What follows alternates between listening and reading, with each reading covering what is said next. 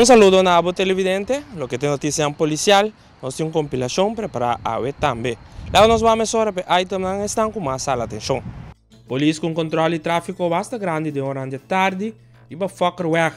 Aqui na gente não para e a parte diferente boot para infração com automobilista em acidente de tráfego. Tá tem veículo também com vai curar e com um documento não estava na ordem. Tem controle também topa com um number indocumentado. Não tem nenhum documento para estadia arriba nas islas e seu veículo tampouco não tem nenhum documento. Nada é homem aqui não tem.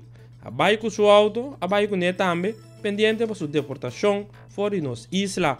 Estava um controle com a parte OP boot e também quita vários veículos e vai curar. Já que ele não quer tu baita correr auto sem documento válido. Monteverde tem um SUV procedente de ladronícia de start. 4 tipos de veículo aqui e está perseguindo não. De com, não cometeu um quebro, um par de minutos por mês. Não bala que SUV de start e baila que den curar de gente. Polícia chega não e se tramite não para sinar bike veículo vara de polícia para começar a investigação não. O placa número não está tendo veículo tampouco não está quadra com ele. E malechon ang cambia sa aqui para não por assim não cosco não vai passar. A investigação não está continua. Restaurante Lamiango está queda dentro da linha e não malechon está quebra a porta principal, drenta e com diferente cos.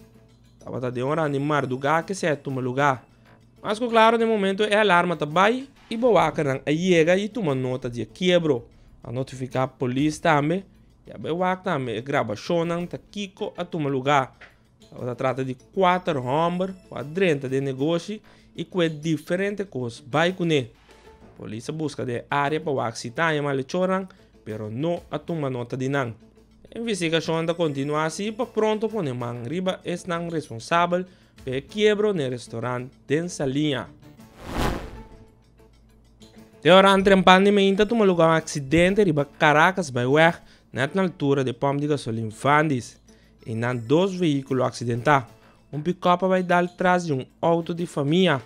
Tem 3 pessoas, 2 de um auto e 1 de pick-up. E o homem de pick-up que de herida, ele quer transportar com a ambulância para Poli. No momento que a polícia chega, não começa a mesura que a investigação para se sacar fogo com o acidente a tomar lugar. Forenses também estavam no sítio, fazendo parte da investigação. Lo que de tráfico é a gente não policial que estava treinando a dirigir-se aqui, que por seguir de uma banda de caminda. Essa aqui é o que nós temos preparado para o televidente. Danke para sintonizar a secção policial e seguir em sintonia de Telenotícia.